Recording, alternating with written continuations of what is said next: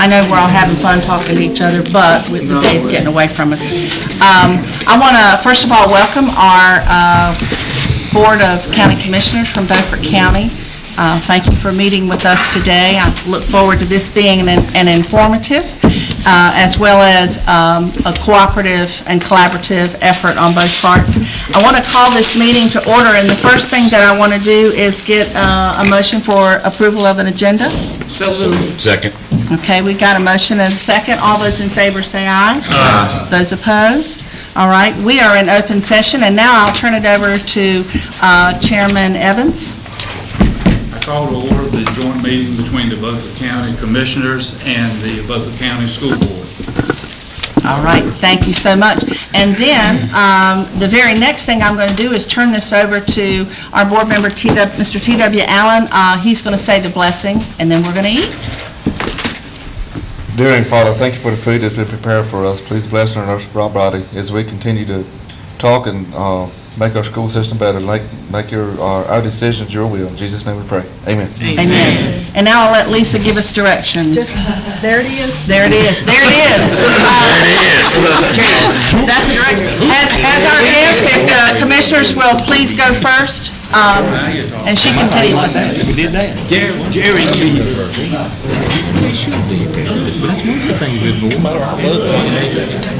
We're going to go ahead and get started. We've had a lot of visitors come in while y'all were eating, and I want to very quickly, we're going to start with Mr. Singleton. If you will just stand up and say what part of our school system or who you represent so that we all know who we are. Greg? Good afternoon, Greg Singleton. I work in the Federal Programs Department. Oh, boy. Hello, I'm Seth Smith. I'm the principal at Eastern Elementary School. I'm Mark Cleansteels. I'm the principal at Northeast Elementary. I'm Anthony Bailey. I'm the assistant principal at P.S. Jones Middle School. I'm Kelly Makepeace. I'm the principal of John Small Elementary School, 4th to 5th grade. Rick Anderson, principal, Southside High School. Emily Page, principal of the Early College High School. I'm Mary Lilly, Executive Director of Instructional Services. Yes. Martha Johnson, Beaufort County Development. I've done one today. Buzz Katie, Beaufort Observer. Ray Larry with Beaufort Observer. Gwen McBride, Director of School Nutrition. Jerry Wynn, Department of Transportation, Beaufort County Schools.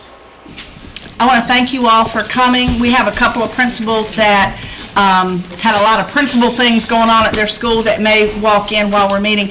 But I wanted you to introduce yourself because I wanted the commissioners to know that we have a very devoted, involved group of administrators in our school system and how important they are to us. And every decision both of us make today and in the coming days has a direct effect on them.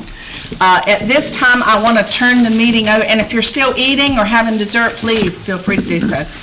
We're going to turn this over to the ORED presentation, and we have Mr. Matthew Palmer and Mr. Thomas Dudley, Esquire.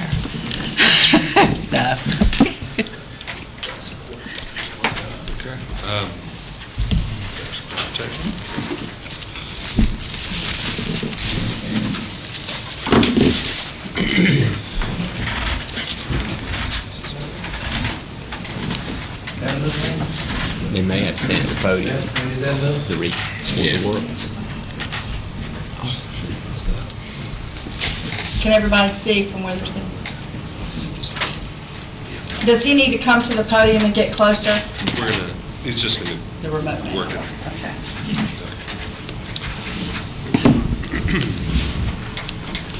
Well, good afternoon, all. Pleasure to be here today.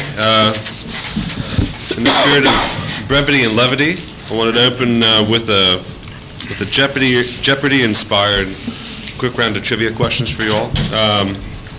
You have one of the most beautiful schools in the entire state of North Carolina, the Bath School. Many of you have seen it. So I have 3 quick questions, and as rewards, 3 bottles of water here if you get it right. Who knows on what year the Bath School was placed on the National Register of Historic Places? The year was 2008. I'll take that bottle. Who knows the architectural style of the Bath School? Close. Colonial Revival. It's 2 bottles of water for them. That's right. And in what year was the Bath School initially built? Go ahead. 1925? Well, that's a give or take a decade close. The year was 1918. So, got lots of water with me today. That's good. So, our group, the Operations Research and Education Lab at NC State University through the Institute for Transportation Research and Education. We like acronyms because that's not short. Mr. Dudley here and myself work together closely to help boards and county commissioners look at complicated problems, especially in the times that we're in now where funding, especially for school facilities, is challenging. Operational costs are across state considerations that everyone is making. And so what we really seek to do is bring data to the conversation so that as you look at decisions, you have information that pairs both what has happened historically from an enrollment perspective with what's likely to happen looking forward with any developments that may be coming online and carrying out those enrollment trends forward. So today we're going to give you an overview of sort of what we're seeing as initial considerations. What does the trend data suggest? What does the model suggest for your student enrollment? And then we'll begin to look at some possible solutions that address some of the problems that are emergent within. Next slide, please. So, as I mentioned, my name is Matthew Palmer. I lead the School Planning and Transportation Group at NC State. It's my colleague, Mr. Thomas Dudley, Program Manager of the ORED team, and Miss Elizabeth Daniel, who is our GIS analyst back at headquarters. Next slide. So, briefly, I'll just dust over this. We have shared these points before, but it bears repeating and revisiting. What's up? Okay.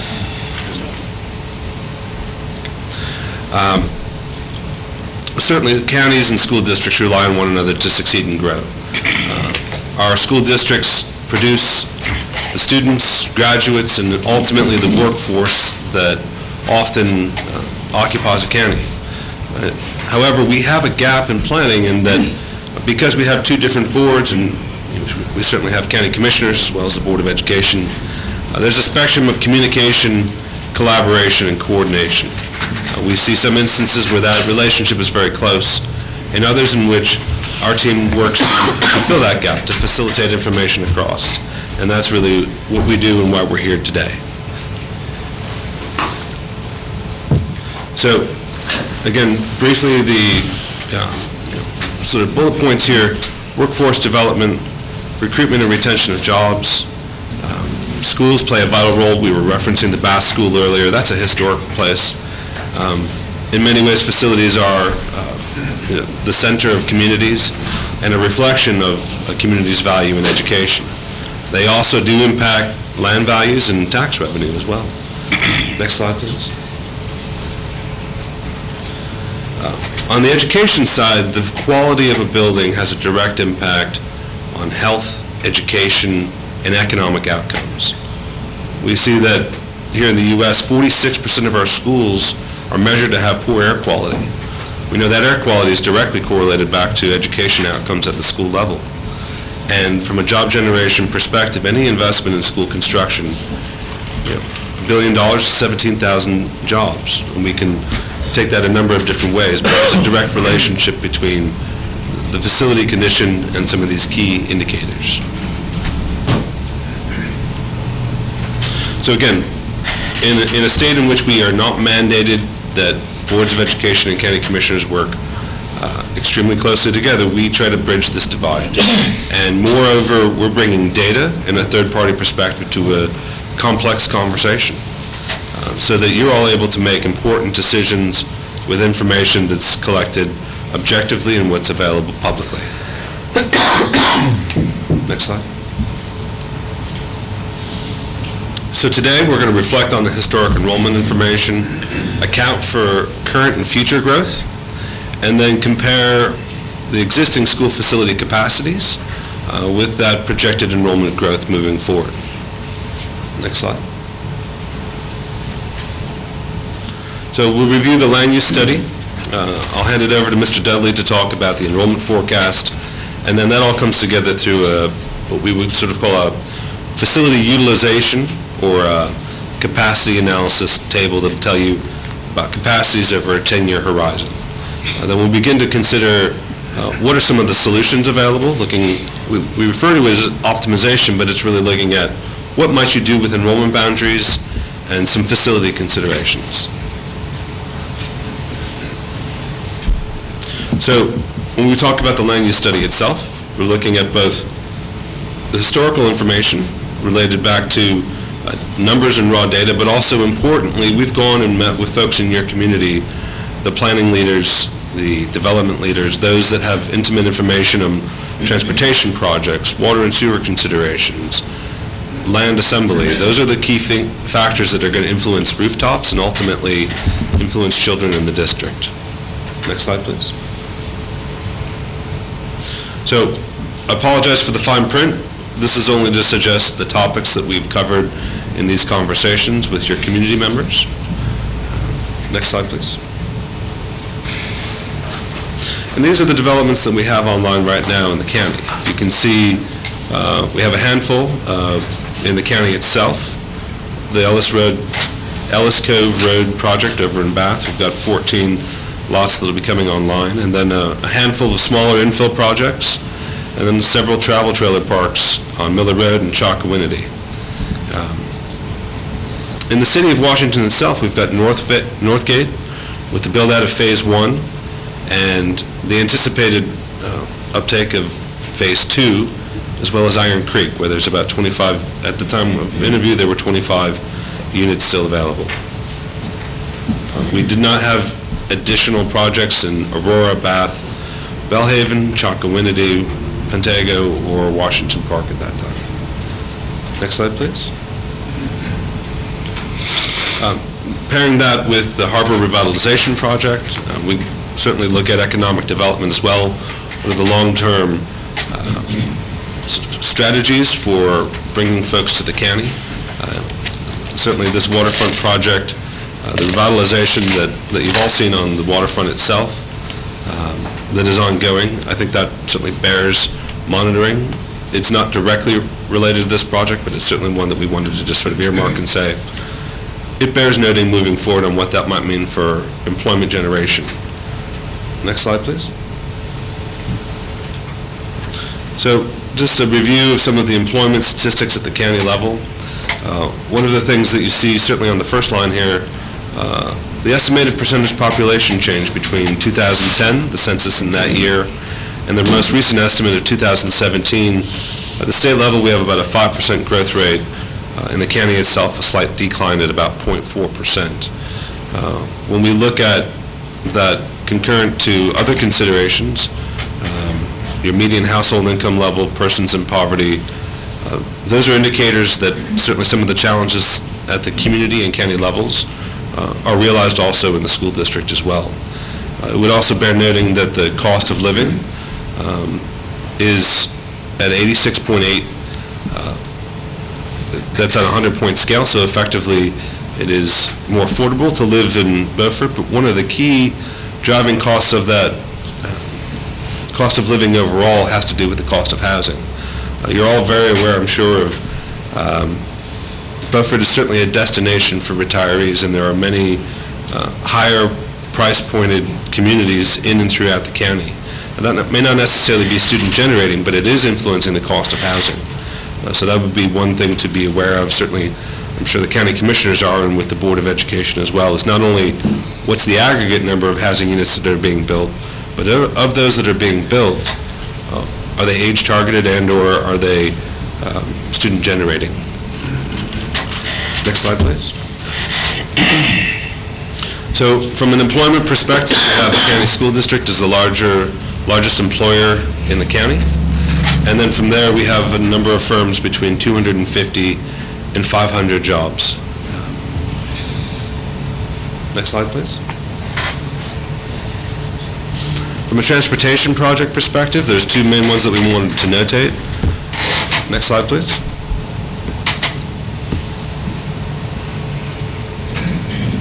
Certainly the expansion of 264 east and west, that'll promote connectivity to Greenville and Pitt County to the west, as well as I-95 and I-40.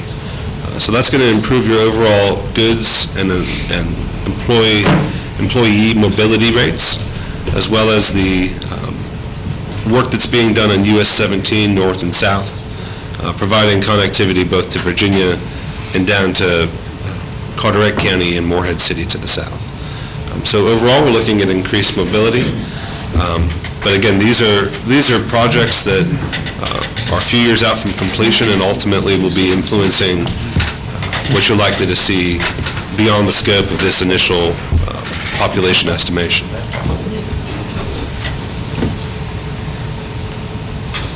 So in the interest of time, we'll just go ahead and flip through these. I want to hand it over to Mr. Dudley, who will be talking about the enrollment forecast and what we see moving forward. Thank you, Mr. Palmer. Before looking at creating a 10-year enrollment forecast, there were two important demographic factors that we took into consideration in addition to the information that Mr. Palmer has outlined. The two are resident live births and then also your trends in membership. So, and I'll briefly address both of these before bringing up the 10-year enrollment forecast at the school level. Starting with resident live births, which are a key component to any long-range demographic forecast, we see over the past 6 years, and this is the most recent data, that there have been no real discernible trend in resident live births over this time period. Going back to 2009, which is not on this graph, the resident live birth count was over 600, so there has been a slight decline over the years, and we expect the decline to continue at a very slight rate. And let's see, in addition to resident live births, looking at your membership history, there's been a decline over the past 6 years of roughly 100 students per year. And that is something that is then fed into part of our forecasting mechanisms as we move forward. This is very common in rural parts of North Carolina during this duration. I always get the question about, well, what percentage of that is charter related? Of that drop of 600 students, about 130 were attributable to the charter school that's within the district.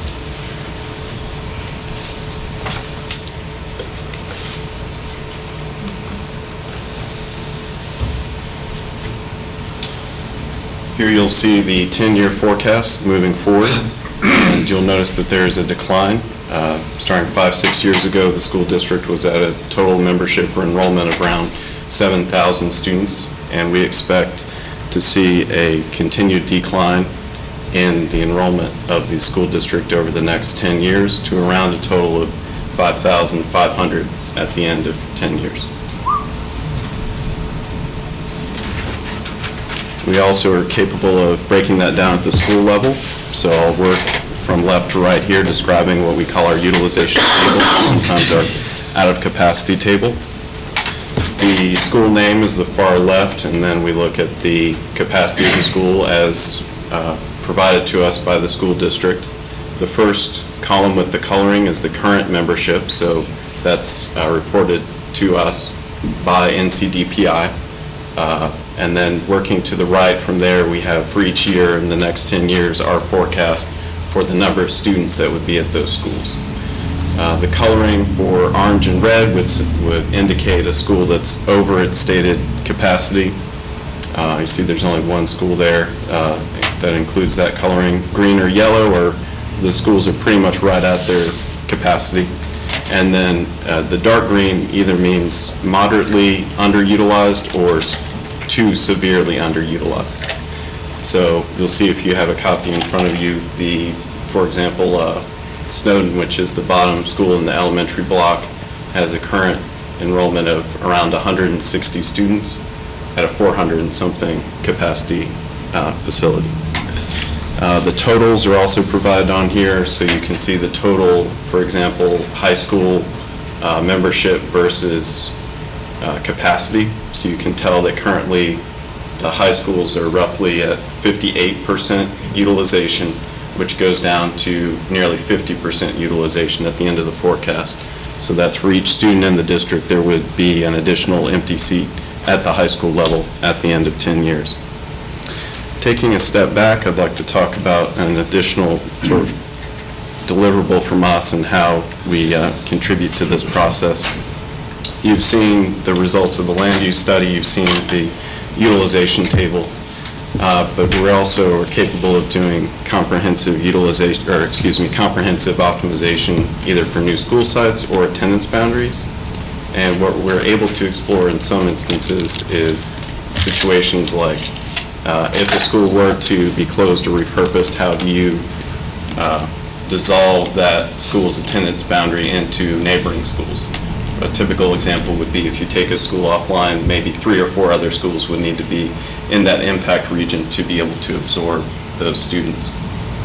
And using similar methods, we're able to sort of examine alternative building configurations. That naturally brings itself into the conversation about student assignment, student reassignment, redistricting, and we wanted to just outline some of the concerns that you as the boards, you as parents, other members of the community would have as part of reassignment. Everyone seems to have their own way of weighting these priorities, and it's something that the boards would need to consider how multifaceted, multi-faced student reassignment can truly be, in their many complexities to student reassignment. For context first, I want to show your existing boundaries. So talking about the symbology here first, you have the solid background colors, or the elementary schools, or K-8s as well. The very thin, as you're seeing it now, yellow lines are the middle school or K-8 boundaries as well. The 3 schools that are to the right are the K-8s. That's one sort of easy way to keep track of that.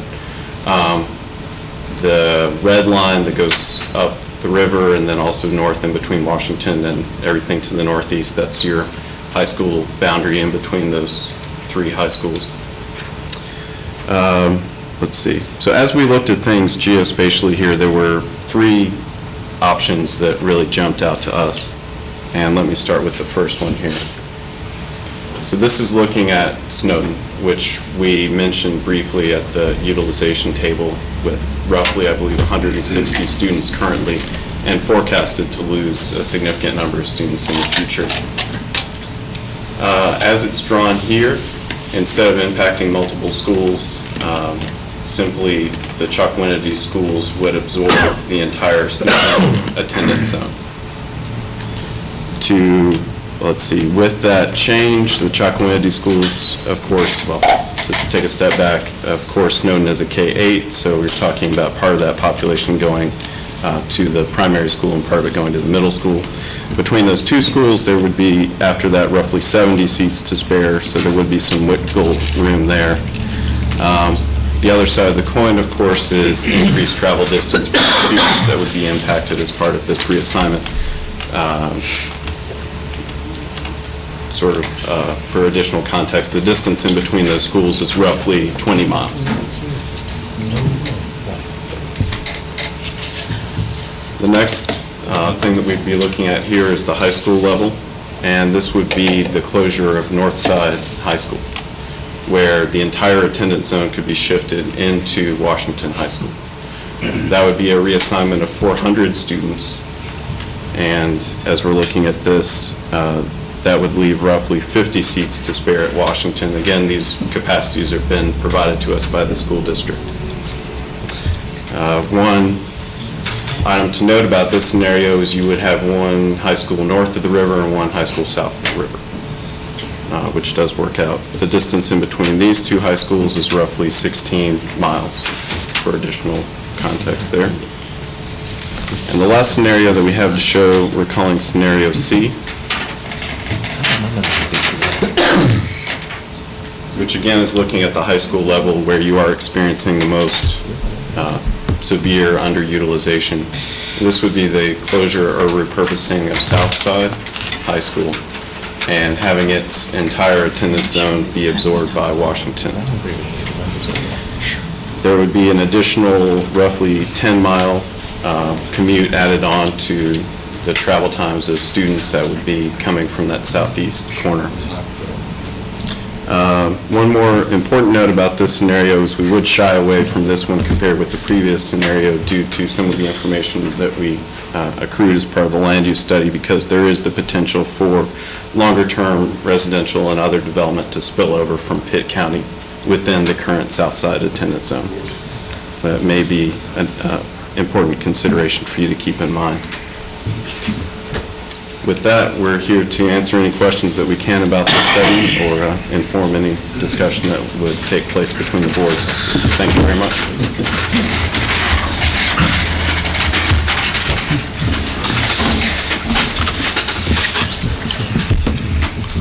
I have a question about one of your plans. Didn't you have up there that Chocowinity Primary was at 105% or greater? That was the one school that was blocked to be at capacity, and yet you think you can put the Snowden kids there? How would you do that when it's at capacity? I unfortunately don't have that table in front of me. Wasn't that the one school that? Well, it wasn't just that. I'll let you handle your question first. Well, mathematically, I didn't see how you could move 100 and some students there when you, on the other slide, had them above capacity. Just give me just a second here.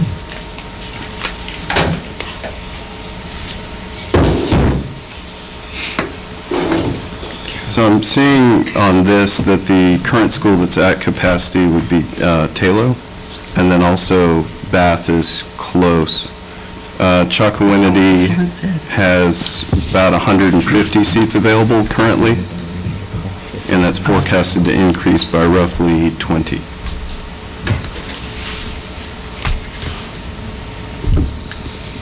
And then the middle school, roughly 75 seats available. Yeah, I know the middle school has room. Yep. Go ahead. When you say that you received these numbers from the school district as far as capacity, exactly what does that mean? I know what that means. I know what that sounds like it means, but I have numbers also. And I was looking at the height study that we've done not that long ago, and DPI, and I have DPI numbers. I'm going to just throw out Washington High School. Washington High School currently shows about 981. And the height study, back when it came out, said it was 882, and DPI's capacity is 980. But more importantly, I've walked to school, and I know that the school classrooms are full. Are we talking using all those modular units that we can't use at some of these schools that are like the CPS number? Does it include capacity numbers that would include this modular units that some of them are basically condemned, Stan? Because you're showing a capacity for Washington High School, 1,326. 400 more, almost 400 more than DPI says. So I'm just saying, where did we get that number from? Because I can't see things. I know this is just for thought-provoking anyway, but that sure provoked my thought. Mr. Williams, it did include modular units in the number that they have.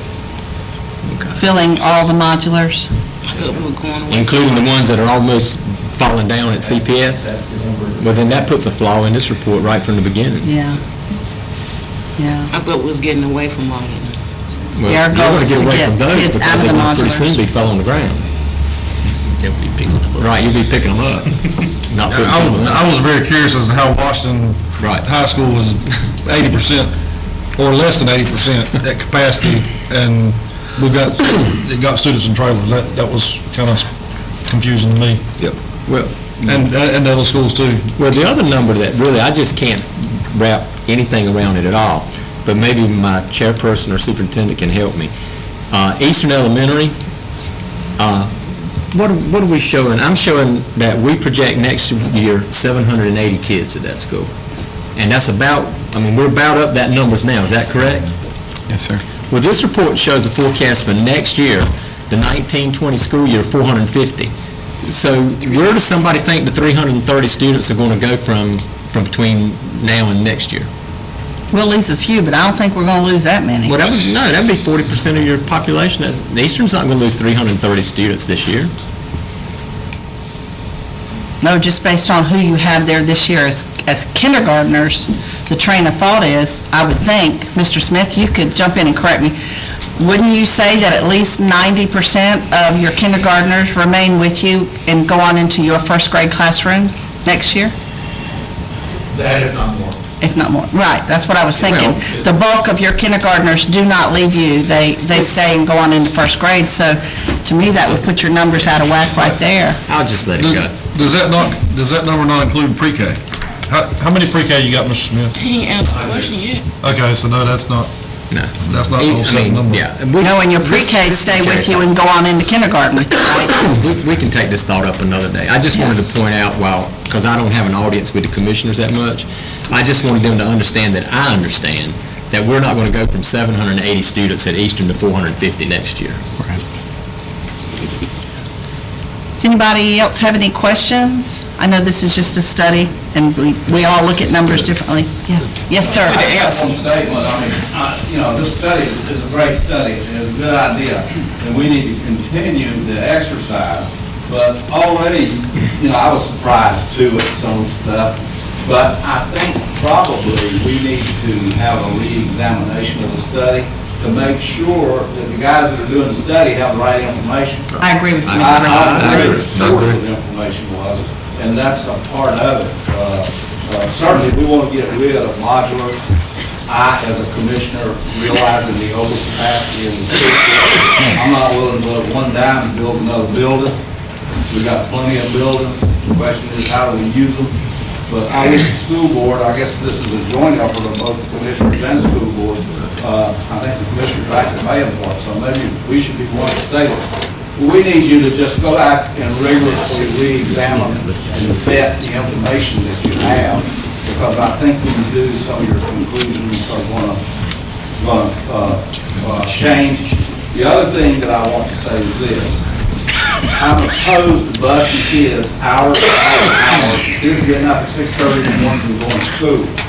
I realize that may be a little expensive, but I also realize as they get older, we may jam them together because they're older and more mature. Whatever we do, we need to have a system of more local schools, because the consolidated school system in the era of smartphones and narcotics is not working. Yes, sir. We'll stand up just so I can see everyone. A few quick points. This is a wonderful opportunity for our group to work closely with both the county commissioners and the school board. That's unique. Typically, we work exclusively with the school board, and then occasionally we'll do a joint presentation. And so this, bringing it together already, the nature of this project is unique in its structure, and that's an opportunity. Let me also add that our work ultimately is much more process-focused than it is necessarily a few scenarios that we've been asked to put together to present this afternoon. And so when I'm saying that, whether we need to adjust capacities from brick and mortar, taking out mobile units, things like that, that is part of this process. Those are board policies that would influence what you're seeing in that table. And so we would encourage that today is the beginning of a conversation on how this can inform the decisions that ultimately you all collectively need to make. And so from that perspective, I would encourage that this is a starting point of the enrollment forecast, and those components are the main thrust of our efforts here today. The numbers that we're looking at over the horizon line do not factor in pre-K, do not factor in other considerations you may have. We certainly stand by our work in that respect. Again, if there are variations in capacities at the school level, we can modify that as need be. But most importantly, this is hopefully the beginning of a working relationship and a partnership on finding answers to hard problems. And so if we need to reevaluate anything or have further conversations, we're here for that. Thank you. And I think we do. I think we all, our goal has been to get as many students out of those modular units. I understand if you took them into consideration as square footage that could house students, but we're in the business of removing them, as they were once called, learning cottages.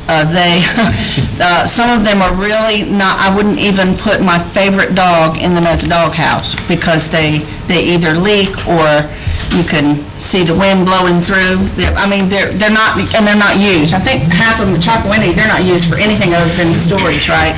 And they become unsafe for students, as well as, I talked with someone earlier who had a lot of concerns about, from a fire safety standpoint, some of these modulars, that they would go up faster than a typical mobile home.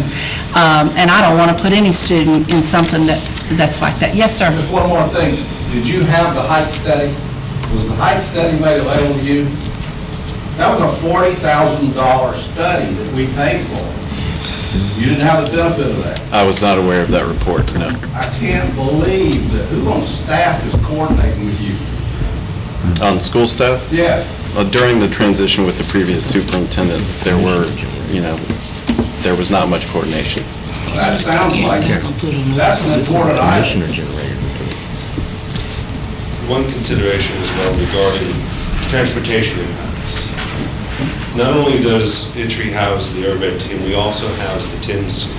So when we talk about transportation, for those, certainly for the county commissioners, that's the state's standardized routing platform for school buses. So if you're looking at student reassignment, if you're looking at any modifications on boundaries, things like that, we can give you a good sense of what that's going to do from a ride time perspective. So, the considerations you have should be comprehensive and thoughtful. We're here to help through that. And to your point, Commissioner Richardson, again, if there's more information that we need to have a look at, we certainly will. There sure is. Yes, yes. Just a quick question. The ADM numbers from the DPI, they are generated through the schools back to DPI, is my understanding. So those numbers ought to be pretty close. And I know that's month 2, according to what y'all have. So that's the second month of the full school year where you take a snapshot. I think what I heard was there's been an increase of 200 students from month 2 at elementary school to 700. So that number, there's somewhere in here, these numbers ought to be really tight, I would think, right? And it's not what it sounds like to me. I'm just asking the question. I'm not familiar of another, well, certainly this does not incorporate permanent, it's not incorporate pre-K students, so maybe that helps explain some of the discrepancies in what's going on as we're comparing apples to oranges here. Okay. But there is also I'm not aware of a situation where an elementary school of that size increased by 200 or 300 students. Yeah, I mean, that's just, that to me, I'm not sure. There ought to be a number where everybody can agree on, because the school generates that number going back to DPI. Everybody says, yeah, at this time, this was the capacity. I know that it goes up, sometimes it goes down as the school year goes on, but there ought to be some point. If you're not including pre-K, I see some of that. Not my real students. Right, and I can see, I don't even know what your pre-K is. Well, we have pre-K at Eastern, we have pre-K at Northeast, we have pre-K at Snowden, we have pre-K at Chocowinity Primary. So if not, I couldn't tell you what that total number of students is. I know Eastern certainly has the largest number of pre-K students. You said, Seth, about 100? 90 to 100. And I don't foresee any of those numbers going down, right, Mr. Singleton, as far as... Not the current district plan. Currently, as four-year-olds across the 4 schools, there's 180 spots available for pre-school students. This does not take into effect probably about 20 students across the district that are students with disabilities that we inherited before 4 years old. Okay, thank you. Yes, sir. I heard of some small classes down in Snowden. Do you have a breakdown on class size? We have the overall school enrollment. So we have individual cohort. No, that's not information that we have the individual cohorts, but not specific classes. 60.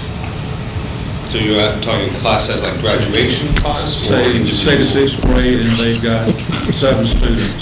So Okay, that would be, yes, we that do. would be the cohort.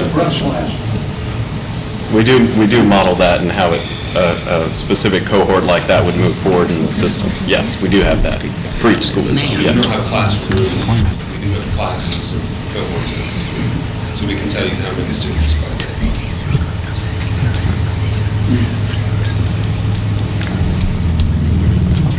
Are there any other questions or comments?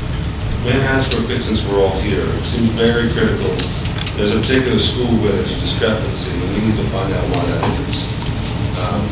Can we make sure and earmark that school today, and we as a team follow up with you all, and I think in coordination with Dr. Cheeseman, just to make sure that if there's something that we need to know that's not in here, let's find out what it is and bring you that answer. Right, without the actual numbers, the study becomes irrelevant to a certain extent because we're not dealing with actual numbers. So I think everybody would like to know what the actual numbers are. And I don't see them lining up at this moment, but I think we certainly can get them to line up with what you have. Sure, so the two numbers that are critical there are going to be the capacities that you're asking us at the school level. Right, so that's a revisitation, I think, from this. Right, because we need to, especially the modulars that are sitting at CPS, if you've included them as part of your capacity, there are no students in those, nor would we put any students in those. So that would be one, and then two again. I think, and Eastern's forecast, and I don't think, and I know Mr. Swenson is not here, but somebody that may be more familiar with Washington High School, I don't think they're using all their modulars anymore either, just one, yes, because they also are in not the best of repairs. I think when we're considering capacity, we need to consider the capacity of the building itself, no modulars. Because we shouldn't have modulars on our sites. I mean, point blank, we should have students in secure, substantial structures. So, I mean, I don't think we should include the modulars in any of our numbers. Agree. So, I mean, I might suggest that if you've included modulars at any of the schools within the district, you need to go back and reevaluate each one of those schools for capacity, as well as go back to each school. Don't single out Eastern or Washington, but go back and get this is our head count today scenario, is what I would suggest. Because I don't understand the figures either. You're not going to lose 300 students from one year to the next. So both of those points would ultimately be data coming from the school district. That's correct. I guess. And Cheeseman can speak to that. Right, we needed, and that was provided to both boards at some point when it was done. It's been a few years, but it was a good study. And also, I'm not sure, when you're doing this study, are you taking into consideration when it is an EC classroom? Because an EC classroom may have the capacity to hold 30 students, but you do not put 30, right, right. They have a different square footage. They could be in wheelchairs, motorized wheelchairs from kindergarten on up through the high school level. It's a very limited number of children that can be in that room, so I don't know if you take that into consideration, but if that is an EC classroom, you don't count that as a capacity of 30 students. Does that make sense? And that would pull back to both the study as well as the district-integrated capacities. And I'm almost positive every school has an EC classroom or more, right? One or more? Okay. So those are things that I think we need to revisit and make sure we're clear on that. Mr. Evans, does your board have any other questions? No. All right, we're good. We have any other questions? Carolyn, I'd just like to say one thing. I've been around a while. A while. Maybe too long. But anyway, we've done a lot of studies. And I can remember one study years ago, we were trying to reconfigure the schools here in Washington to meet the needs of the students. And one study came about busing students across the river. We got a beautiful river, I will agree with everybody about that. But it's a very sensitive location too. You got adults that do not want to travel one side of the river to the other to do business. So you might want to keep that in the back of your mind too about how sensitive a busing children from the north side or from the south side back and forth. That could be very sensitive. Well, and to that point, all of our work on any possible solutions to balancing utilization will be derived from direction from either the board or from the superintendent. So we're here to help you think through solutions, not to suggest that this is the only solution. Okay. I appreciate it. And for our principals and assistant principals that are here with us today, if you saw a number up there that didn't add up in your mind, you know more than anybody day to day how many students are at your school and how things should or should not be counted based on how you're used in your classrooms. Please, please make sure you touch base with us, with Mr. Cheeseman or Mr. Doan to make sure. And I'm sure a copy of this will be provided on the website when the meeting is aired. So you may want to go back and look at that, all right? Okay, thank you so much. Oh, I'm sorry, go ahead. So one other thing, you mentioned when you were talking through your study, you were talking about the possible repurpose or closure of north side and south side high schools. And you mentioned the two schools are only 16 miles apart, or the two schools are only 20 miles apart. But you got to realize that at south side, there's students coming from Jarvis Landing, which I know you don't know where that's at, but from Jarvis Landing to Washington High School is going to be an hour and a half or better ride on a bus. And then from Highway 99 up the county line, or Highway 264 at the Hyde County line, is also going to be an hour and a half ride to Washington High School. So I can't understand, and I also agree with Mr. Richardson, I don't see how you can even consider closing our other two high schools. Because of busing and then again for just making mega schools. I don't want to see that in Beaufort County. And ultimately, we want to ensure that it is you all that will be making those considerations and working as a part of to understand what would be the gentrification impact, what would be the capacity utilization implication. And so we're here in that respect to carry forward on concepts that you might be looking at. So happy to be here today to begin this conversation. Certainly there are some follow-up points, and we will follow up. And we thank you so much. All right, now. Great job with the information you got. Yes. Now we're gonna move on. This is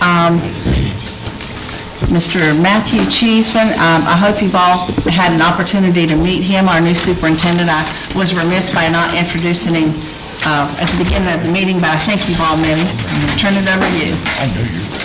Good afternoon. It's very nice to meet all of you, and thank you for your time today. And first and foremost, let me just say how excited I am to be the superintendent for Beaufort County Schools, and look forward to this partnership with the Beaufort County Board of Education and also the Beaufort County Commissioners, as that's truly what it is. It's a partnership. So with it, I just want to pause for a moment before I show you anything here and help us understand really what the partnership looks like, at least under my leadership as a superintendent, and that is to have that type of open and honest dialogue where typically as my teammates around the room understand that I speak in truth and nothing but the truth. And so considering sometimes we have a hard time at looking at that, and I recognize that both boards have to make very strong decisions, very tough decisions. Some of those may not be favorable in the future, some of those may be favorable right now.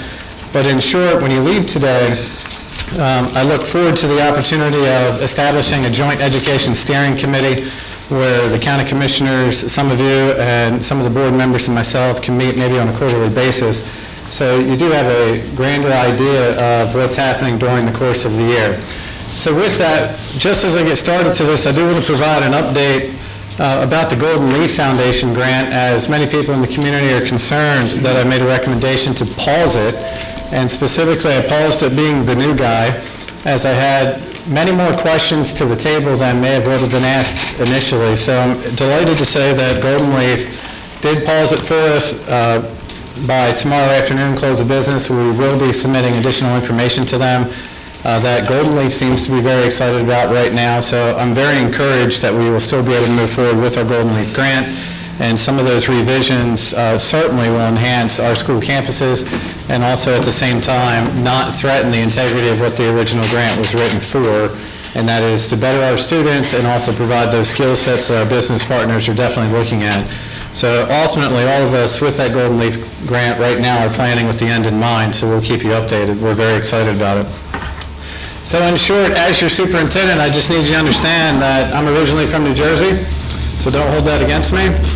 Spent time in West Virginia. I'm also from California, Illinois, and about 10 years here in the state of North Carolina.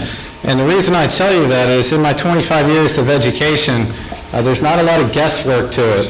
And so I've seen a lot of different things. I'm going to ask you to consider a lot of different things, both the Board of Education and our county commissioners, because what you may be looking through is the lens of local, but I'm looking through the lens of global, and that matters. So with that, the introductions, I think all of you know each other, and now you know me. But as all of my constituents and partners in education, which we are, value, we really look at 100% and what that means.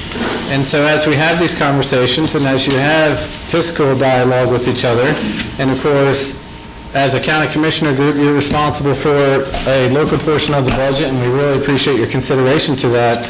But, you know, this last study showed you some type of value of 6,352. I can show you the documentation directly from DPI that says 6,501. And I'm just going to ask you, if you believe in less than 100%, which children do you believe we should not educate?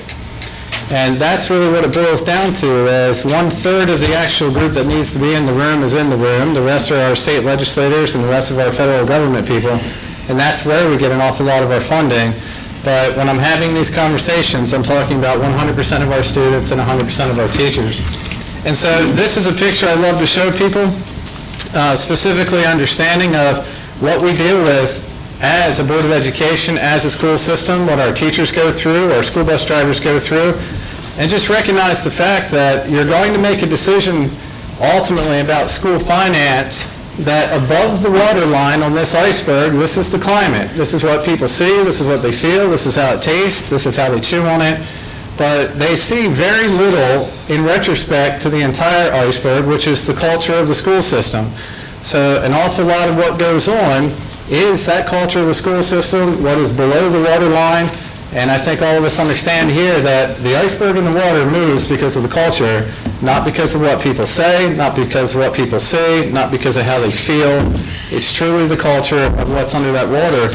And so when you talk about school finance and you're coming to a conclusion of specifically what type of money that we need and what you can actually possibly fund, just think through about how different that is of your own personal finances. And I say that to you because Willie Mack and Tammy Lewis and the others on our team who do an immaculate job with our school finance, they actually have 19-digit budget codes, where for me, I swipe my Back to America card personally, and I just see the money come in or come out.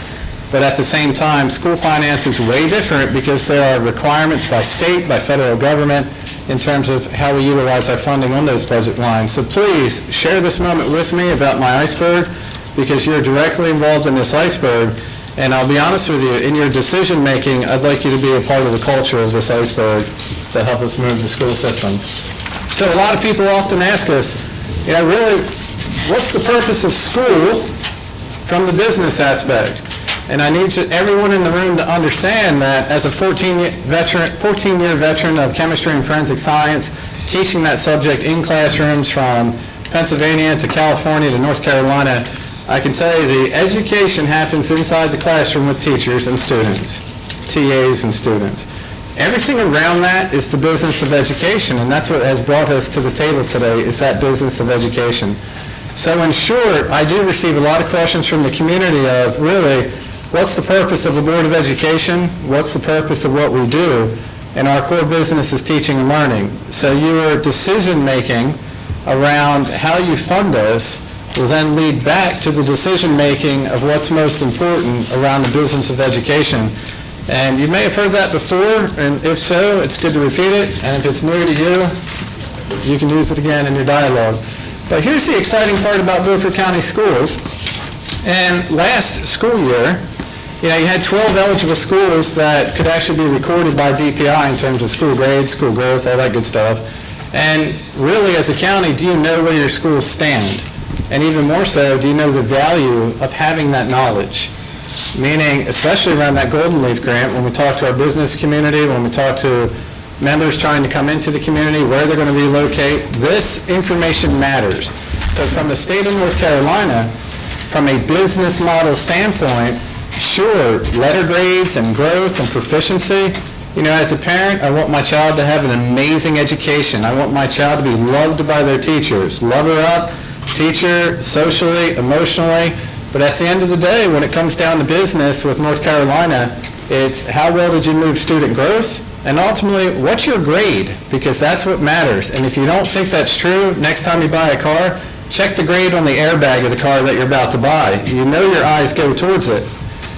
Next time you drive through McDonald's, look at their health inspection. Have you ever bought something that said a B, or did you drive away? You all look at A's on health reports in the restaurants, and that happens too in our school system. So last year, you had 2 schools exceed growth, but 4 did not. So my question to you is, what lens are you looking through? Are you looking through that 2 actually exceeded, 6 actually met, or does 4 stand out in your mind? What does it matter to you specifically before you make a fiscal decision? Because 8 of our schools met growth. Now, as superintendent of a former school system where 100% of my schools met growth, I can tell you it opens up the door to volumes of opportunities for people to come to you, want to be a part of you, and be with you. And so my goal is to make sure that our schools meet growth every year. But in terms of those letter grades, those school performance grades, specifically, how many of you are okay if your school has a D and you have a child in our school?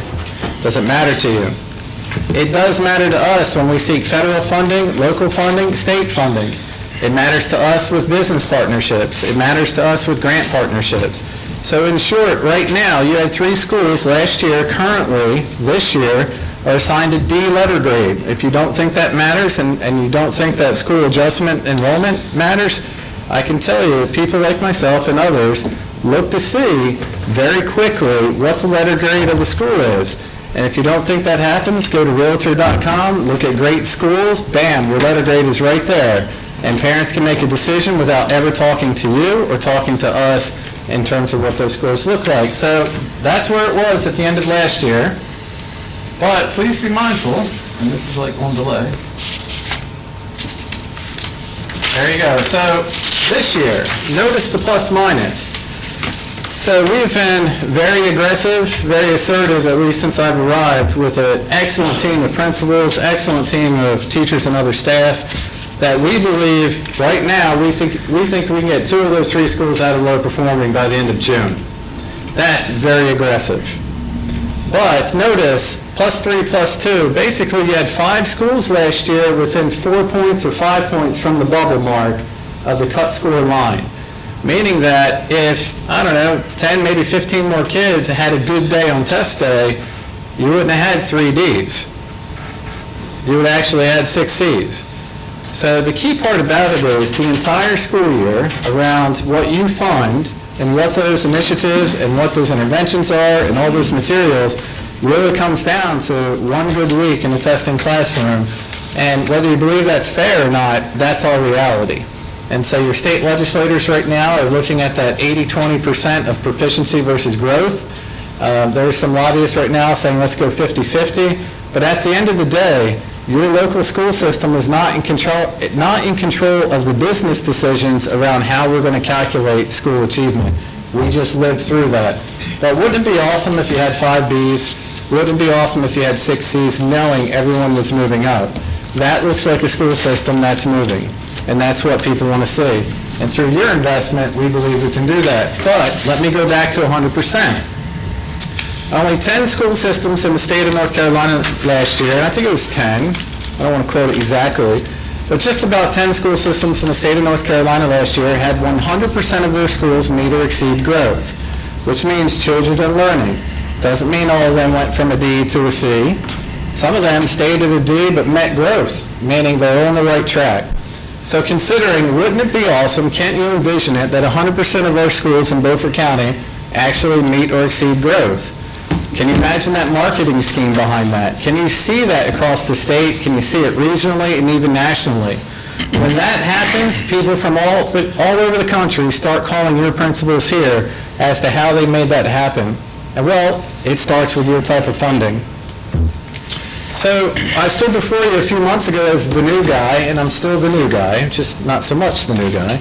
But traditional versus zero-based budgeting, I stood in front of you and said, I'm not going to walk in and ask you for a 2% or a 3% every single year. That's traditional ways of doing business. And traditional ways of doing business in education means that we just come in, we ask for a percentage, but we really don't look at the detail or the ROI, the return on investment. So I'm actually asking us to come in with our Board of Education to do zero-based budgeting. And as Willie Mack is going to tell you at the end of this presentation, man, for sure, we have looked at every single line. We have turned it over upside down. We've had directors inside out. We're looking at whether the programs actually had productivity and desired outcome achievements. Everybody's on point with a greater expectation around zero-based budgeting. So as you start looking at these numbers, please know that this is truth. This is not a wish list, certainly not. This is truth of absolute need. So this is a list that you saw a few months ago, didn't change anything on it. These are our focus areas in terms of how state-level decisions occur. For example, the state is looking at really giving teachers a pay raise this year, and man, for sure, teachers deserve it. However, when you have such increases in salary and benefits, that's going to impact us also. So sometimes when you can cheer on one entity, it really hurts another, and we want our teachers to have what the state wants them to have. But also notice bullet point 4, when we really look at our fund balance and how our counties had to use that the last 4 years, and how we're working towards zero-based budgeting, I think we're being highly intentional. Also, mental health and wellness, as we talked about a few months ago. We have children coming out of that pre-K, as Mr. Singleton alluded to, and Mr. Smith alluded to. Sure, children are coming to us at age 4 now with so many problems that you and I just may or may not have encountered, but they are far more identified than they've ever been.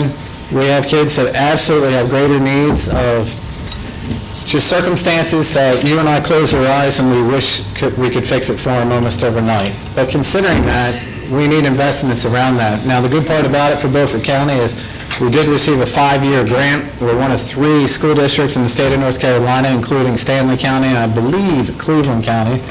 But specifically, we'll be working with some of our coordinators to provide professional development to our educators to work with some of those dilemmas that our kids are having right now. And so that's another part of it. But also that equity that you alluded to in terms of how many students are in a classroom. Well, do we have access for our students to all courses, but also all funding streams? It's the year right now where we have employee contract decisions. May is a very unnerving time of year for many employees, all the way from administrators to school nurses to transportation to school nutrition. However, it's uncertainty for them because we just don't know our funding streams. And then when you get down to the bottom, which probably should have been number 1, safety and security, always want to provide the best environments. Class size reduction, sometimes unfunded mandates are really going to create some issues for us. But considering that, we also want to make sure that we're marketing Beaufort County schools every day. So in the short term, what's really the goal? Like, why do we all show up to work every day? Really think through this. As a county commission and as a Board of Education, how do you know that, we're really providing the best quality education? Well, over the next 3 years, we would like 100% of our schools in the district, minus early college because they're already there, to have an increase in our current school grade and still actually meet or exceed growth in 3 years. What that tells constituents and the populations that you're working with is that Beaufort County is on the rise and you're competitive with anyone. Now, in this region, there are roughly 15 LEAs. You rank 2nd in size, which means take away Pitt County, and then you're number 1 compared to everyone else in terms of your obligation, your desired outcomes, who you serve. And yes, as these gentlemen who just did the study said, you are probably having overflow coming from Pitt County now. So despite that you're looking at numbers, we really need to key in on what the programs are that will allow us to have growth over 3 years. All right, so here are the barriers. Just take a moment. Here are the barriers. Now, I think you understand that in our entity as a school system, these aren't the only barriers. But sadly, this is what we face each and every day. So let me give you an example of state and federal. It is, I think as families, we are very lucky that when you open up an email in December, just before Christmas or just before the holiday, in your personal email, you don't get an email from the state that says, we're taking $32,705 away from you. You don't get those in your personal email. But man, for sure, we get them in our work email, and those people are already employed with us since August. And so part of the barrier that we have with state and federal changes is that you can't forecast when they're coming down to the day. You can't forecast down to the week sometimes. And in fact, sometimes, actually the last 3 years, somewhere between December 21st and December 23rd, for where I used to work, we would get an email that would say, you've lost $14,000 in Title II funding. You've lost $30,000 in title funding. My point being is this. We sometimes struggle as Beaufort County Schools and as an entity that other people make decisions on our money and our fiscal income when we have people already in place for the year. And so we need your support, and that's why I'm asking for that Joint Education Committee so we can really talk throughout the year around what are these changes, how they're impacting us, and what that looks like. And in reality, I think really Matt can tell you, we receive emails that will say budget revision number 1, and by the end of the year, it will say budget revision 121. So we constantly get revisions to and from. The increase in benefit costs are just a barrier that we're forever going to have to face. You want your employees to have these opportunities, but we need support from you from a local sense to help us move forward with that. And of course, changes in utility and fuel costs. I mean, for example, if you did that rural ed study and you followed suit to closing those schools on the south side, how much money are you going to pay in fuel costs with kids on the bus for 2 hours in one direction? And he started his presentation by saying air quality. All right, so considering, all right, so, little humor, it's okay to laugh. But the key part about it is, I mean, really, would you sit on a school bus for 2 hours not being able to use a bathroom anywhere? Where do you want to put the rest area in from the southeast side of Snowden all the way to the west side of Chocowinity? Where am I putting in the rest stop? I mean, that is real. That is real, and I've been on school buses that have traveled for 1 hour and 45 minutes as the superintendent and watched kids go to the bathroom, watch kids throw up. I mean, that's real stuff. So you got to look past digits and numbers sometimes. All right, so in our current model of funding, I deal in the truth. And in the current model of funding, we need help. Just quite simply, we need help. But in short, if we can't get the type of help that we're seeking, whether it's local, state, or federal, these are decisions that I would have to make to recommend to the board. So you would have real world, real people, real family impacts. And these impacts would include, but not limited to, 15 teacher positions. Meaning, I would close them based off of retirement, I would close them based off of their credentials, I would close them based off of how I could move them. We try to save people. You don't want to destroy their lives, but at the same time, you don't want to put your school system into a fiscal position that you can't survive. Also, 8 time limited personnel positions we would not invite back. So I'm sure you've heard it before, but if not, it's new to you. So did you know that there are a certain amount of our employees every single year, every January, right after Christmas, coming back from that holiday, receive a letter from us that says, thank you for your employment, we're not going to have you back at the end of June. And then from January to August, they stress. Now, I certainly wouldn't want to live under that condition, but they do sign up for time-limited positions, which sometimes are grant-funded, or local-funded, or state-funded, but we have people in this scenario. Now, when you look at that, realize you have 23 potential high-quality people. Again, going back to that scenario of what type of education would you want for your children? These would be 23 people that would ultimately be displaced, or 23 positions I could not put high-quality people into. And I just want to show you that these are real numbers, real impacts. So your ADM projection, the UED study said 6,352. State of North Carolina sent me a sheet that says your actual is 6,501. And so I'm going to go with my sheet, and with that say 100% of 6,501 is 6,501. And so when we ask about funding, we're really asking for that partnership of how do we help every child, but please don't forget, how do we help all of our adults inside our school system, because a lot of times our adults are forgotten. So, Willie Mack's going to stand up here in a few minutes, and I'll stand next to him to answer questions. But in short, our local request is just over 17 million. And sure, it's a shock value, but let me explain this to you and tell you why. So really, we're asking for that 2 million increase. And let me explain it to you. Previous ways of doing finance in this school system with our finance department was to essentially use LAT salaries, let's say savings from jobs or initiatives that didn't cost as much, and we would funnel that money back into debt that would ultimately clear it.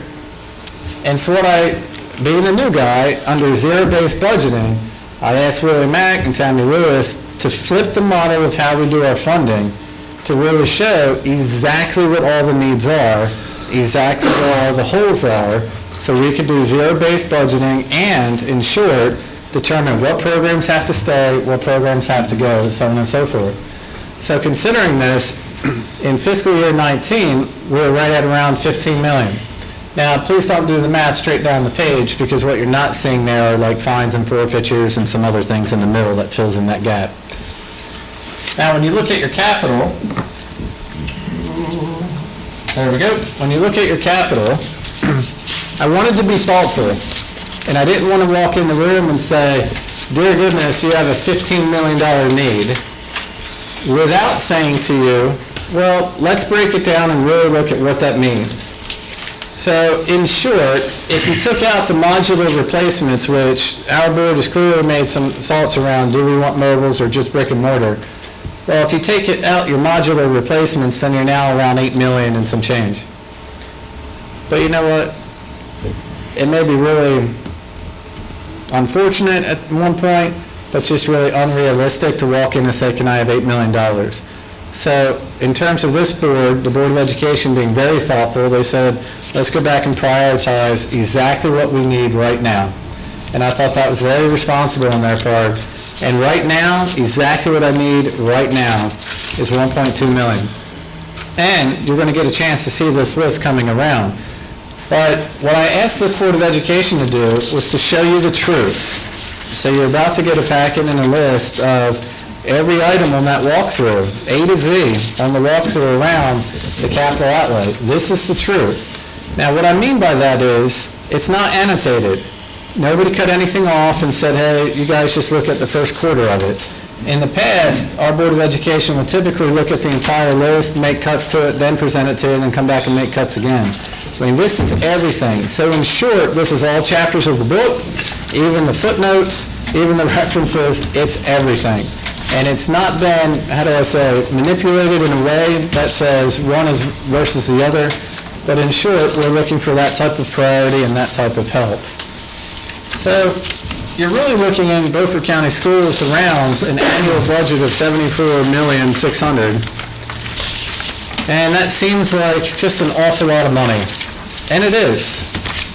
However, when I was in Chicago Public Schools, my budget just on the far south side was $250 million. And so in reality, it's where you've been, what you're accustomed to, what it looks like. But here in Beaufort, we really rely on our local funding as much as our state and federal funding. And so in short, Willie Mack's going to come up and speak with you about a few things. But I just want to revisit, I think it's really important that we have a partnership and that we have a vision together, and that not only can our Board of Education speak on it, but you can speak on it. We want you to come into our schools. We want you to be a part of the schools.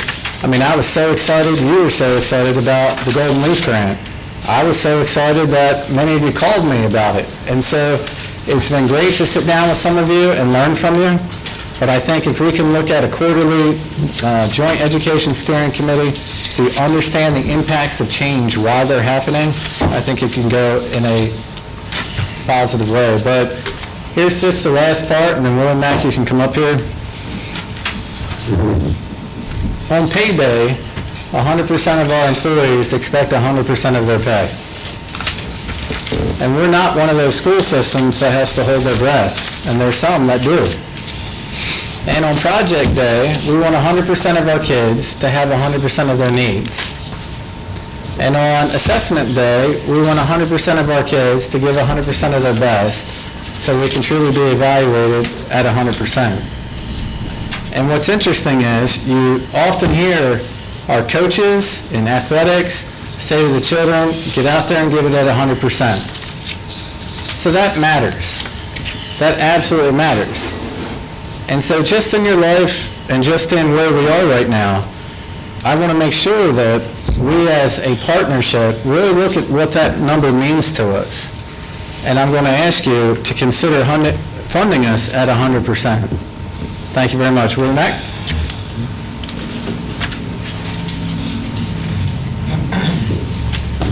Ms. Duke is going to be passing out basically a one-page summary of our current local expense budget, as well as the capital projects list that Mr. Cheeseman's referenced. The items on the front that are listed in yellow, those are the items that the board chose to be priorities for the upcoming year. That would equal the $2.2 million that he spoke of earlier. As Mr. Cheeseman's presentation referenced, the overall recommended budget for the Beaufort County Schools for the 2020 year is $17,544,155. As he mentioned, $12,000 of that is based on earnings on investments. $50,000 is miscellaneous revenues, which would be the refund of the local sales tax that we're fortunate to get back and can reuse within the current year. That's with a fines and forfeitures estimate of $315,000, which leaves us to a balance of a requested appropriation from the county of $17,167,155.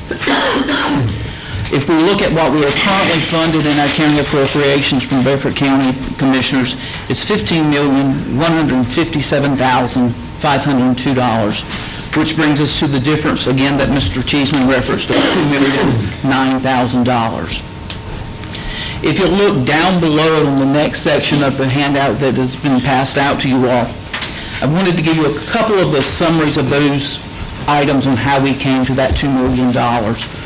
As Mr. Cheeseman referenced, in the past we've used or budgeted based off of operational cost, projected cost increases for the upcoming year when we make our budget presentations to the county. 80 to 88% of our budget, certainly the state, is personnel. We have personnel contracts. We have an obligation to pay those contracts. So we have every full-time employee with Beaufort County Schools has been accounted for in this budget.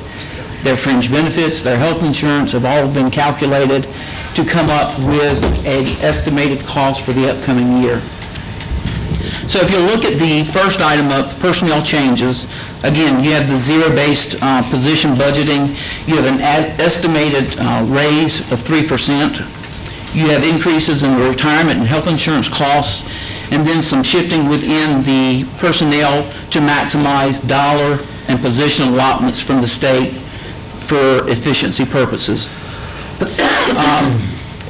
For most of you all, this budget, when we work, or I work with the county, your full-time employees were basically your full-time employees. You had a dollar amount set for that position that you work within. It's not that way for the school system. Ours are based on the license and credentials of most of our certified employees. So I may have budgeted for a A5 teacher. We may fill it with a master's teacher. That can be $3,000 to $6,000 to $8,000, depending on what the new pay tables the state comes in for the upcoming school year. That difference, we have to shuffle around to try to maximize the months of employment, the positions of employment, to put the cheapest or the lowest paid employees we have in those dollar allotments. It is a shell game. We play it every month. As Mr. Cheeseman says, we get allotment changes every day. One of the things that we found in the current year is the federal allotments. We had budgeted or estimated on the planned budget that we were told we would get. We did not receive that funding until October. We had to use our local funding to help cover those costs to pay those employees for time worked. So in doing so, we ended up having to move late in the year those higher dollar teachers around to get them into those position allotments to try to save money on the local side for dollars to meet the other employees' needs. The next item you're going to have is charter schools.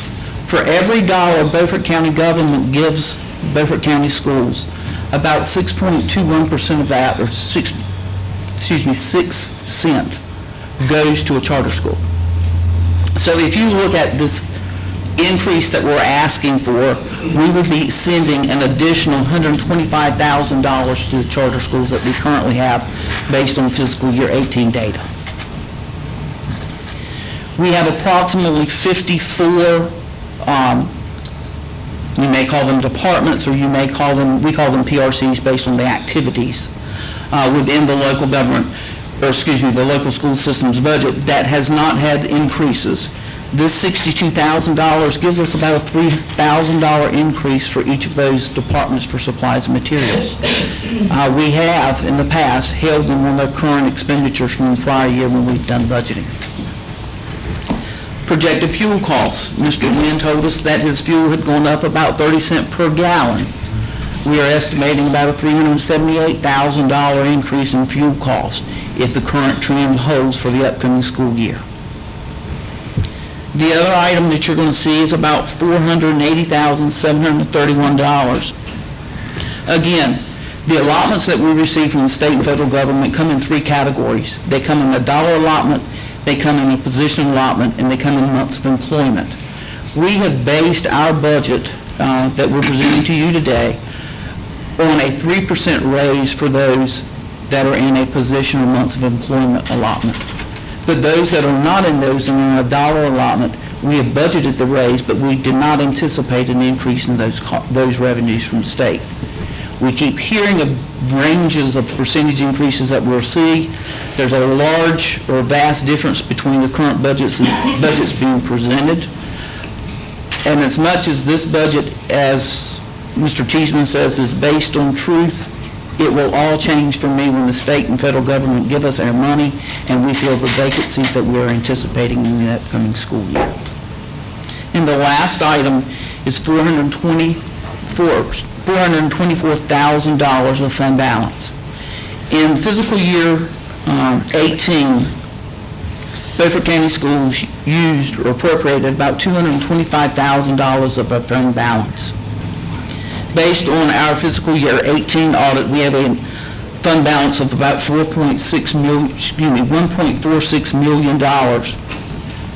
With the anticipated or projected fund balance appropriation of $424,000, it will drop our fund balance at the end of the 19 year to $1,043,723. If you base it on the recommended LGC 8% fund balance, we will fall short of the fund balance appropriation. At 8%, it's $1.258 million. We're projecting it could be as low as $1,043,000. If you have any questions, Mr. Cheeseman and I will be more than happy to answer them. So, ladies and gentlemen, in front of you, you have, I believe, two documents. One is the document that Mr. Kerwin went through. The other in front of you is the work of diligence through Stan Hudson, his teammates, the principals, a lot of us here at Central Office. I want to thank Ms. Duke to also help prioritizing that list and putting it in good order for your reading. What you see as highlighted in yellow should ultimately total around $1.2 million of priority. That line item list means something to different people in different places. meaning at our schools and across the district. And one thing that I've talked with our Board of Education about is, yes, making site-based decisions, but also making those decisions regarding the healthiness of the entire district in totality. So although we may look at an individual school site and have to make hard decisions around that capital outlay need, you're ultimately putting that against or comparing it to the totality of the entire school district and its health. So in consideration, we are asking you for an increase this year. We are asking you to be a partner in this, and at this time, we would ask that you have questions. We'd love to answer those.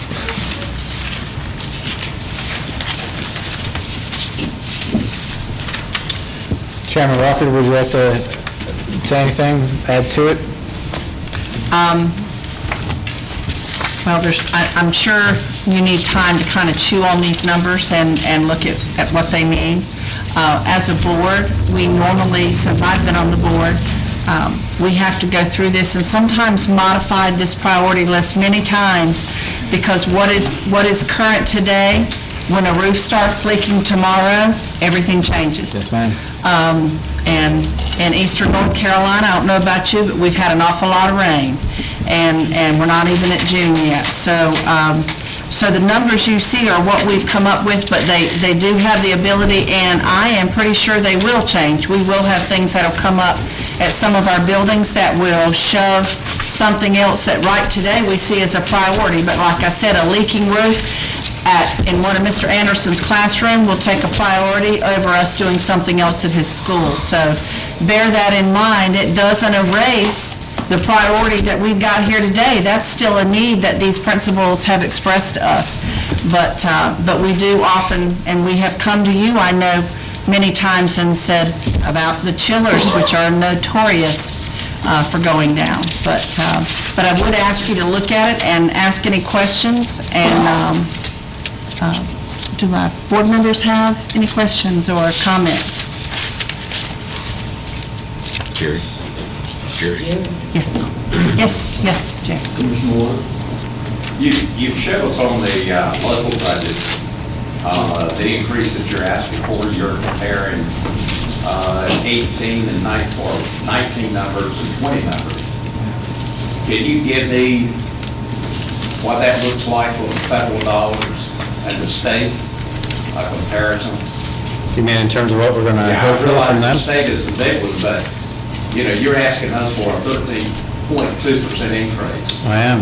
What I would like to see, the numbers, is the total federal dollars Sure, and the total state dollars sure. compared for the same time period. Well, I realize that you don't know what they're going to do, but Well, there you go. I'm sure you got an estimate.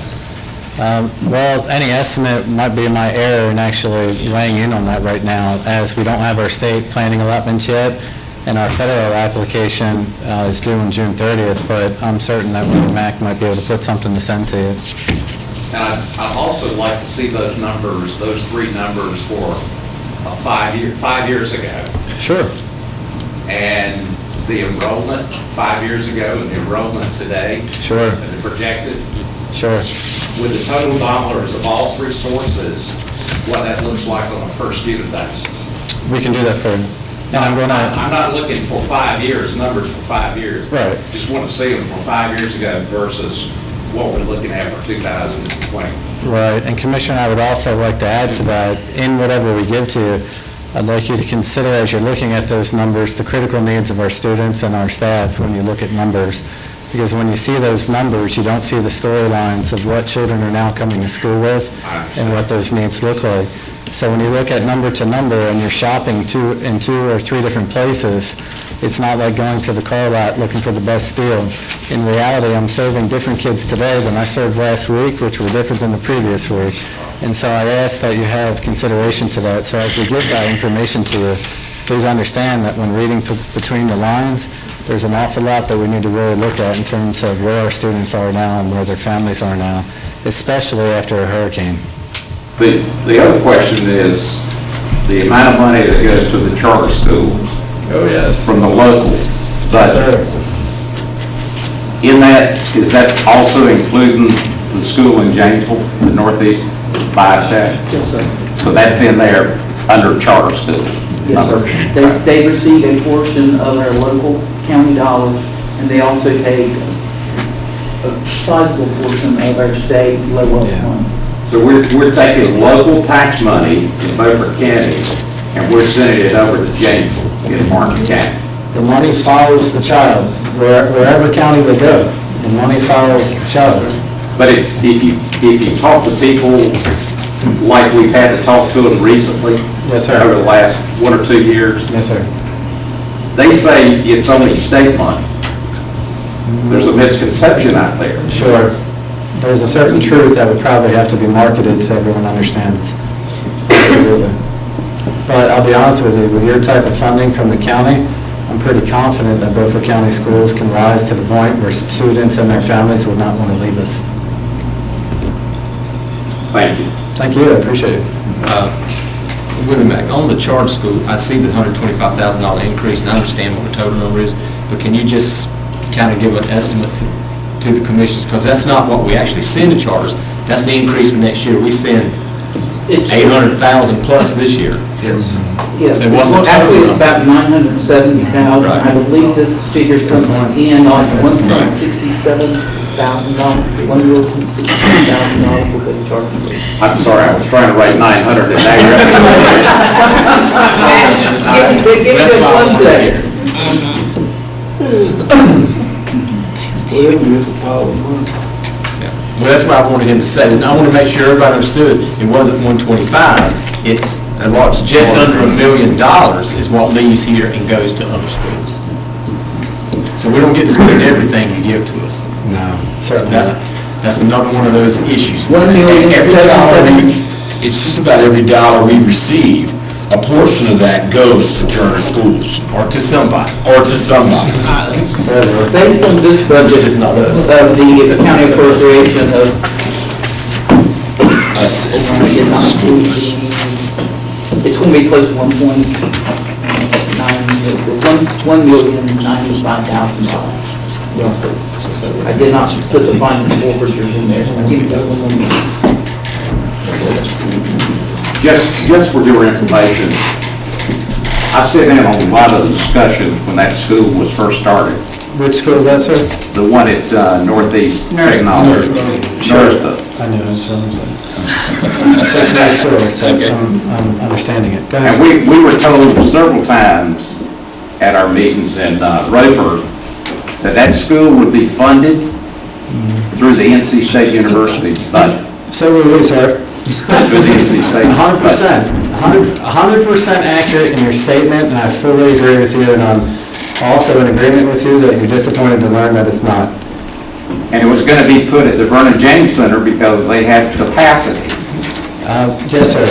And it went beyond capacity issues, but also because of where we are with that school right now, I'm legally bound from not being able to talk to you about it in this circumstance. I'm very sorry. I can understand Count me in on that.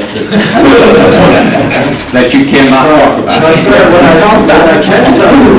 what I can tell you is, Beaufort County Schools offers every single thing of the entity of which you're talking about, minus one course. And if we can partner together as the county commissioner and the Board of Education, could you imagine the education, the opportunity that we could provide children and the adults in this community, and then all of us standing on stage regionally, statewide, nationally, to talk about how our two entities came together to say we do not need these charter schools, we do not need the school that we speak of, and we can be just ourselves as Beaufort County. And from that, what you see here, and you mentioned the 13.1, sure, it's a shock value. But at the same time, it's truth, meaning I gave you the whole list. The whole list. We didn't cut anything off of it. The whole story. Just like you look at a child and say, tell me the whole story. You have the whole story. And from that, what I want to say to you is I stand here with incredible optimism. I mean, Beaufort County Schools is so attractive. The community is amazing, but we can still do more. And so that school that you speak of, that I cannot speak of, sir, and will not speak of, because they are no different than us, and they're not even like us. We're far better. Amen. Commissioner Ward, the $17,346,425 annual appropriation combined with the fines and forfeitures, which they're also entitled to receive at $315,000, brings the grand total of funds that are subject to charter school disbursement comes to $17,661,425. The 6.21% of that comes to $1,096,775. So the monies that we receive, we comes out and goes to the member. And our operational costs remain the same. And Willie Mack, doesn't that also include the monies funded for the SROs? Or Yeah, not? anytime we receive county dollars, they are subject to disbursement. But they're not bound, they just receive the money. So when they get the portion of the money that you give to us so that we can hire the SROs, which we've done, they get a portion of that money. Yet they're not bound to hire SROs. That's only because it comes through our system. Right, comes through our system, and therefore we must give them that same percentage. So to me, it just doesn't seem like a fair playing field. If they're getting a percentage of the money that you're giving us for SROs, those are strictly SRO salaries. That's all we can do with it. But yet they still get a percentage of that. Not to hire SROs, they can do with whatever they want to with it. They're not bound to that agreement. I have one more question, and maybe you can answer this, even though you're involved in the lawsuit. I can't tell you I'm involved in lawsuits. Or Matt. You can direct it to me. The comment that I understand, or that I hear, is that 75% of the courses that are taught at that school in Janesville are done online. So, sir, you don't need a brick and mortar building, and you don't need a local teacher to do that. So what I'm hearing you say is that you would like to invest in your local teachers here in Beaufort County schools because you'd rather have students face-to-face with high-quality educators, even if they have an online program, in order to gain a great understanding of the skill sets that our business community needs. And on the other flip of what you just said to me is you're watching your local dollars travel out of your county in order for another county to benefit, and they're smiling at you. Sure. So what I'm really asking you to do as a county is be our partner. Let's do this together. Constantly question how we're using the money in a quarterly session around a joint steering education committee. Let us tell you when we're winning, let us tell you when we're losing, and let's just knock this out together. I mean, can you imagine people coming to Beaufort County to be a part of Beaufort County schools because they heard about you from the mountains and they wanted to be here? I can imagine it. I've seen it. So let's do it together. And if you don't want to talk about that school anymore, invest in us. Because I'm done talking about that school. I would rather for those kids to go to Emily's class. Well, let's call that the Early College High School. And I will say that to you, since you mentioned Principal Pate, amazing, amazing leader. Now you tell me across the county line, show me the amazing leader in that other school. You're not going to see it. So considering what I'm telling you right now is if you invest in Beaufort County schools to the entity of what we are requesting, we will get results within 3 years that all of you can be proud of. And I will stand anywhere on the platform and show every one of you who's actually doing the work. And it's the teachers, the TAs, the bus drivers, the custodians, the nurses, the principals, the APs, your coaches on the ball field, this Board of Education. We're just ready. Let's do it. And on that, Frankie, I want to add, and I applaud Ms. Pake's accomplishments. She ranks right up there, 98, 99 percentile. But our other high schools as well, I sat through all of the graduations last year. I sat through all of their award ceremonies. There were millions, not hundreds of thousands, there were millions of dollars that was given out in scholarships to our students in Beaufort County schools from every high school, including early college. And these were for kids that had taken online classes here through Beaufort Community College. They were going in as a sophomore to some of their universities, not as a freshman. They were going to a university anywhere from 18. One kid went with 42 credits. 42 credits from Washington High School is how many that student took with her when she went to a university and paid $0. for those credits. She Yeah. got them all online, and so I challenge anybody to come and tell us that we're not doing a good job. We're doing a great job. And the other part of that is you have students who have done exceptional. Show me the alternative learning program at the school you speak of. We have students who go to an alternative learning program here that would otherwise drop out, be a problem in your streets, and are connected to teachers at that school that they need, they love, and they have lifetime commitments. The school that you speak of does not have an alternative learning program like we have. So when you look at the east of this county, the west of this county, the north of the county, and the south of the county, well, sure, you have a river divide, but there's no reason to be divided here. If we partner, we can have the totality of amazing, of which whatever school you put us up against, any LEA, I would stand in front of anyone and say, you have the best people here. And sir, to be quite honest with you, that's what attracted me to apply for the job. It's the people that are already here. And so your investment in us is a reflection to those people that they should stay here because you're committed. And 3 years, you would see incredible return on your investment. Thank you very much. I have a question. Yes, absolutely. So Mr. Chairman, see, as far back to the SROs, my question is, at what point do the county commissioners release their funds to the SRO? Does this at the time, at one fund, do you do it at one time, just put it out, or do you do it as the SROs or aside? Doing finance. So just a little bit of clarification on the SROs.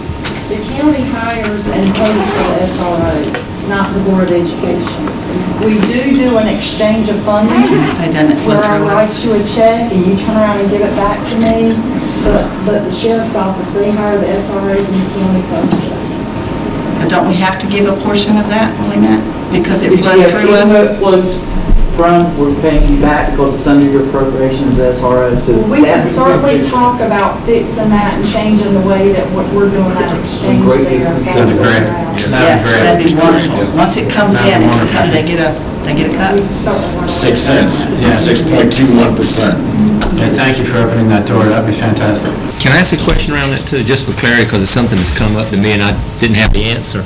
So just using last year's figures, and if I'm off a few, don't hold me to it, $765,000 is, and even though I understand that the county pays the sheriff's department, I just know it just flows through us. I call it a pass-through. I mean, I understand that. Exactly what it is. But it was included, the $765,000, as part of our overall appropriation amount, total appropriation amount. So beginning, it's not quite as much now, but let's go back to last year. Let's go back prior to Christmas. So if you take the $765,000 and you pass through a ninth of it at the time, because I believe it's over a 9-month period, is that right? 12 months. Okay, 12 months. So you pass through a 12th of it, 12 into 765, you pass it through to this department, they pass it back to you. Okay, but at that point, even though it was included in our budget, which looks to me like, well, every time somebody says, how much does the county give us, they look at what the appropriation is, so it's in that figure. But we're passing 100% of that 765 to you. But you're not paying 100% back to the sheriff's department because they didn't hire the SROs. We still, as of today, do not have SROs in all our schools. So the $765,000 that was, I'm not going to say charged to us, but allotted to us as part of the budget money, how come we send it all back to you if you're not sending it off to the sheriff's department for, why did we not send back just a part to pay for them? 100% of that was budgeted in the sheriff's office. I mean, come July 1, we budget for 100% of the positions with the benefits, just like you would. So you pay them 100% even though they haven't hired 8 SROs when we're supposed to have 14? My understanding is they have all of them except one. I think that's one being used. They don't have one at CPS and we're still sharing one at Bath and North. Charlie Rose would have to answer that question. I mean, I'm just saying, but you understand what I'm saying? We had some. It's a service that's being provided by the sheriff's office, and those funds flow back, and I'm understanding that was the best way to do it, and the other times they don't. we'll correct that going forward, not further. But it's a service that's paid for by the one. It's kind of played both sides, as you said. You want to know, so I'm supposed to. I'm saying that. It wasn't the teachers, it was for SRO. No, I'm saying they haven't given us all our SROs. And apparently it sounds like they've been paid for. I don't know what it's like. Okay. Well, So you're saying the sheriff's department. This isn't a fight between us and. Oh, this isn't a fight between anybody. I'm just asking a question. They're supposed to be paid for SROs. Why don't we have SROs? And just for the record, there have been people within the sheriff's department that we have asked these questions to that haven't come forward and answered these questions. So I'm not coming to you, Brian. That has been a presentation, that has been a question that's been proposed to the sheriff, and I haven't seen him stand up here and answer that question. It was difficult when the sheriff wouldn't even come to a commissioner's meeting. Well, it wasn't because he was over here.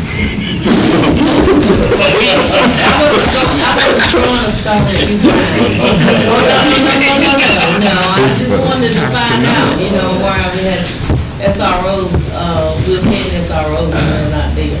And Commissioner Richardson, for the record, they have an open invitation to come anytime. Anytime. The door has no lock. But the door has no lock. We're treated the same, it looks like. Well, thank you all. Thank you all for coming. Thank you all for participating. I want to thank our principals and assistant principals and directors for coming today. I know you have a busy day and a busy time, but we wanted you to be part of this discussion so that you have some idea, how we put together the budget and how we collaborate with our county commissioners. Yes, and I do need our board to stay here for a few minutes. Are there any other questions or comments, Chairman Evans, from your side? I just have one question. Yes, sir. Since we were all talking about the resource officers and the sheriff's involvement and for the possibility of, I guess, one of the events being a mass shooting, I was wondering, was there any study done to harden the doors in any of the schools? I didn't see it on the sheets. The hardening of the doors to stop the invader. Yeah, security. It's already security codes or something. They're all locked, all front doors are locked. Are they locked in one place? Yes, sir, remote locks. In every school? Yes, sir, all of our schools. Okay, that's very good. Good enough. We did it last year. Is there any thought to being able to have an ancillary means of locking interior doors? Interior doors must be locked. Yeah, there's what's called a classroom lock function, so if they close the door, it's locked. It's locked? Yes, sir.